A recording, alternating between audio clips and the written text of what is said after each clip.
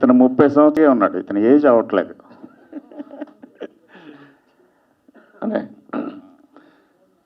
ఇప్పుడు స్టేట్ సినిమాలకి ధీటుగా రీలీజ్ సినిమాలు రిలీజ్ అవుతున్నాయి. రీలీజ్ సినిమాల వల్ల విడుదలవుతున్న స్టేట్ సినిమాలు కూడా కలెక్షన్ తగ్గుతున్నాయి. ఆ ఎఫెక్ట్ బాగా పడుతుంది, కొన్ని పడతాయి, జరిగినాయి. అలాగే ఇప్పుడు అంతకుముందు మొరారి మీ దర్శకత్వం మొరారి అంతకుముందు వచ్చిన రీలీజ్ సినిమాలకి రికార్డ్ బ్రేక్ గా కలెక్షన్స్ సునామీ సృష్టించింది. అది ఒక హాట్ టాపిక్ గా కూడా నిలిచింది మొరారి సినిమా. దాని తర్వాత వస్తున్న సినిమా ఇది. అలాగే ఈ సినిమా గురించి, అలాగే నెక్స్ట్ మళ్ళీ మీ సినిమాల్లో, మీరు చేసే సినిమాల్లో రీలీజ్ ఏ సినిమా చేస్తే బాగుంటుంది అనుకుంటున్నారు? అది మీరు చెప్పాలి. ఏది సినిమా అంటే నాకు అన్ని సినిమాలు చేస్తే బాగానే ఉంటుంది అనిపిస్తుంది. చందమామ చూడు ఇన్ని ఉన్నాయి, అది జనాలకు వదిలేద్దాం.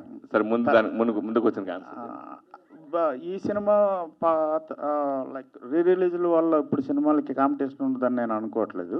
First thing. Second thing, Murari నా పర్సనల్ రీజన్ ఏంటంటే, నా అనాలిసిస్ ఏంటంటే, Murari for the last 2 decades బాగా dark cinema, dark emotions, dark scenes ఎక్కువైపోయింది, వైలెన్స్ ఎక్కువైపోయింది.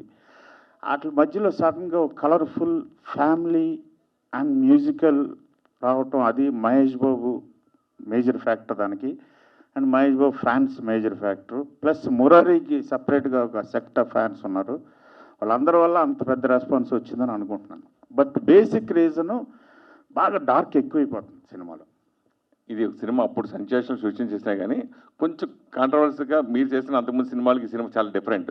లైక్ ఇప్పుడు ప్రకాష్ రాజ్ గారి క్యారెక్టర్ గురించి కానీ అప్పుడు కూడా బాగా చర్చనీయంగా మాట్లాడుకున్నారు.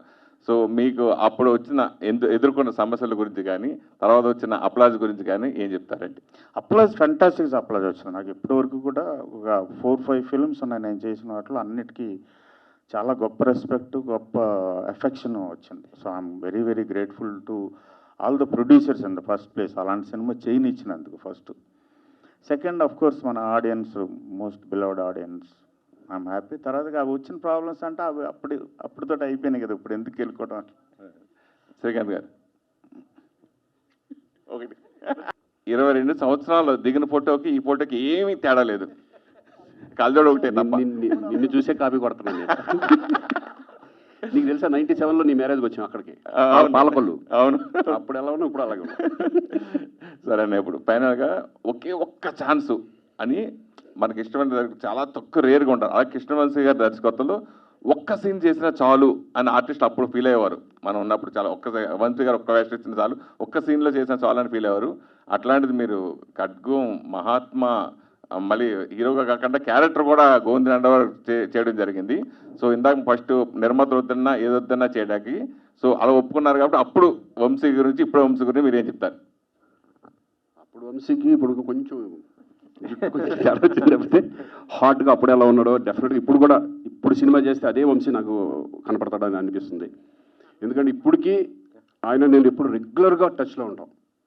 నేను అంటా నాకు ఒక మంచి ఇంకో ఖడ్గంలాంటి సినిమా చేద్దాం వంశీ అంటే, ప్రొడ్యూసర్ తీసుకురా అంటారు. అదే కదా లేని మనకి ఇప్పుడు.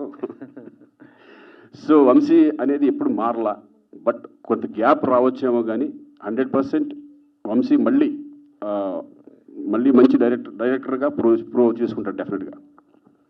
నాకు మార్పు ఏమి లేదు అతను, నాకు ఏం మార్పు కనపడలా, అదే ఫ్రెండ్షిప్, అదే ఇది. వంశీ గారు, నేను వెంకట్ రెడ్డి సార్. చెప్పండి. ఖడ్గం సినిమా ఒక సెన్సేషనల్. ఇప్పటికి కూడా మనం ఇండిపెండెన్స్ డే ఇలా చూస్తుంటే ఆ పాటలు వేసేసి మొత్తం ఇప్పటికి కూడా చూస్తుంటాం. అలాంటి శాటిలైట్ ఛానల్స్, న్యూస్లో కూడా మనం బాగా చూస్తుంటాం సార్. అయితే నేను అనేది ఏంటంటే, ఇలాంటి సినిమాని పార్ట్ 2 లాగా తీయొచ్చు కదా, ఎందుకంటే హీరో కూడా రెడీగా ఉన్నాడు. నాకు తెలిసి శ్రీకాంత్ గారు అబ్బాయి రోషన్ పర్టికులర్గా అదే కదా మీ క్వశ్చన్. నాకు పార్ట్ 2 మీద నమ్మకం లేదు సార్. పార్ట్ 2 అనేది ఒక బిజినెస్ ప్రపోజిషన్స్ అయింది తప్ప ఎక్స్టెన్షన్ ఆఫ్ ఫిల్మ్ అవ్వట్లేదు. ప్లస్ నా సినిమాలు అన్నీ కూడా అక్కడతో ఎండ్ అయిపోతుంది, వన్ అండ్ ఓన్లీ అని. దానికి ఎక్స్టెండ్ చేసి అదే దాంట్లో డ్వెల్లింగ్ అనేది నాకు ఆ స్కిల్ రాలా, ఆ క్రాఫ్ట్ తెలియదు నాకు. సినిమా అంటే ఒకటే సినిమా సార్. పార్ట్ 2 కాకపోయినా అలాంటి సబ్జెక్టు మరి అలాంటిది వస్తుంది, నెక్స్ట్ ఇయర్ వస్తుంది. ఎవరితో వస్తుంది? అంతకంటే పెద్ద వస్తుంది. అక్కడే మీరు మళ్ళీ పొరపాటు ఎవరితో ఖడ్గం ఎవరితో అనుకుని చేసామా? ఎవరో సబ్జెక్ట్ కరెక్ట్ అవుతారో, నాకు సబ్జెక్టే హీరో అండి, హీరోని బట్టి సబ్జెక్ట్ కాదు. నాకు అది రాదు, అదొక ఆర్ట్. అలాంటి ఆర్ట్ నాకు రాదు. సినిమాని బట్టి యాక్టర్స్. నైస్ నేమ్, చెప్పండి. Thank you sir. Sir actually మీ సినిమాలు మేము చిన్నగా ఉన్నప్పుడు, అంటే అది చెప్తే మళ్ళీ మాకు ఏజ్ అయిపోయింది అన్నట్టు మాట్లాడుతున్నారు కాబట్టి చాలా ఎంజాయ్ చేసాం చూస్తూ.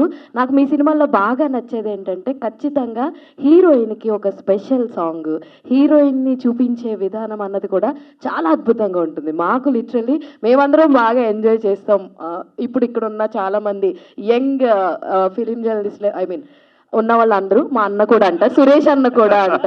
సో సార్, అంటే మీ మార్కో ఫిలిమ్స్లో ఖచ్చితంగా ఆ టైప్ ఆఫ్ ఒక పాట ఉంటుంది. అంటే మీరు కావాలని ఇట్లా చెయ్యాలి అని చెప్పి అలా క్రియేట్ చేస్తారా, లేదంటే కథకి అది అవసరం అన్నట్టు పెట్టడం జరిగిందా? 50-50. నాకు అందరికి కూడా ఒక అమ్మాయి అనేది ఒక most beautiful creation of a God. So ఆటోమేటిక్గా దాన్ని రిప్రజెంట్ చేయడం కోసం సినిమాలో జరుగుతుంది. ఆ రోజు మీరు అలా అనుకుని చేశారు కాబట్టి ఇప్పుడు రిలీజెస్ అప్పుడు ప్రతి ఒక్కళ్ళు బీభత్సంగా ఎంజాయ్ చేస్తున్నారు థియేటర్స్ లో. ఆల్మోస్ట్ ఆ గెటప్స్ వేసుకెళ్ళి మరి. బట్ అందులో ఫస్ట్ ఆ అమ్మాయిలు ఏంజల్స్ లాగా చాలా బ్యూటిఫుల్గా ఉంటారు. ప్లస్ శాస్త్రి గారు లాంటి ఒక అద్భుతమైన పాటల రచయిత, Devi Sri Prasad, Mani Sharma, music directors Sandeep Chowta, Shashi Pritam, plus cameraman, locations, so many things involves. Final గా వీటన్నిటికన్నా మీ విజన్ అయితే బాగుందని ఒప్పుకుంటాను. స్క్రీన్ మీద అమ్మాయి actor, weather male actor female actor, వాళ్ళకి కనపడతారు కాబట్టి మేజర్ షేర్ వాళ్ళకి వెళ్తుంది. అండ్ ఇంతమంది కష్టం ఉంటుంది. ఇంకొకటి రీసెంట్ గా చెప్తున్నటువంటి మురారి రిలీజ్ ఏదైతే అయిందో అప్పుడు థియేటర్ లో జరిగిన సందడి మీరు చూసారు. ఆల్మోస్ట్ ఫ్యాన్స్ ఏ తరహా రచ్చ అన్నది చేశారన్నది చూసారు కదా, మ్యారేజ్ ఏదైతే ఉందో సార్. అది చూసిన తర్వాత what is your first feeling sir? ఏంట్రా ఇది? ఫస్ట్ ఆఫ్ ఆల్ మ్యారేజ్ అలా చేసుకోవడం చాలా తప్పు అనిపించింది, బాధ అనిపించింది నాకు. మన కల్చర్కి ఒక అర్థం ఉంది, ఒక పరమార్థం ఉంది, వెనకాల ఒక సెన్స్ ఉంది, ఒక కన్స్ట్రక్టివ్ థియరీ ఉంది, ఒక కన్స్ట్రక్టివ్ ఆలోచన ఉంది దాని వెనకాల. అది అంటే వాళ్ళకి తెలియక కొంత, ప్లస్ ఒక ఫ్యాన్సీ ఇమీడియట్ దీనికి పబ్లిసిటీ కొంత, కెమెరాలు సోషల్ మీడియాలో వచ్చిన తర్వాత దానివల్ల ఎక్కువ రియాక్ట్ అయ్యారు. God forbid them, God bless them, but that's wrong I feel. Sir hi sir. Hi, ఎక్కడ? ఇక్కడ ఓకే. శరత్ సార్, ఈ మూవీలో పర్టికులర్గా అంటే స్టార్టింగ్ ఏంటి అందరూ రోజ్ చేస్తారు అనుకున్నాను, అందరూ ఏంటి చాలా సాఫ్ట్ గా. వీఆర్ ఫ్యాన్స్ ఆఫ్ ఖడ్గం కదా సార్. కాదు చేస్తా. రండి సార్, శ్రీకాంత్ గారు రండి, మీరు రండి. చెప్పండి అమ్మా. యా, అంటే స్టార్టింగ్ టు ఎండ్ వరకు కూడా ట్రై కలర్స్ ని చాలా చోట్ల మీరు మ్యాచ్ చేయడానికి, అంటే మూడు కలర్స్ అది, అంటే ఏమైనా ఐడియా పెట్టుకొని చేశారు? అంటే చాలా పర్టికులర్ ఫ్లాగ్ ని రిప్రజెంట్ చేద్దాం. ఖడ్గం అనేది మన భారతీయ జెండా అనేది ఒక ఖడ్గం అని, అది ఒక క్లాత్ కాదు, ఒక ఖడ్గం అని. దాని గురించి తప్పుగా మాట్లాడినా, తప్పుగా ఆలోచించినా, దాని పట్ల తప్పుగా ప్రవర్తించినా ఆ థాట్ ప్రాసెస్ ఒక ఖడ్గం అయ్యి మనల్ని వేసేస్తాను. ఆ ఉద్దేశంతో ఖడ్గం అని పెట్టింది. రైట్. కృష్ణవంశీ గారు సార్, ఖడ్గం ఫస్ట్ ఒక్క నిమిషం, వెనకాల నుంచి అక్కడ వస్తాను. సారీ సార్, చెప్పండి.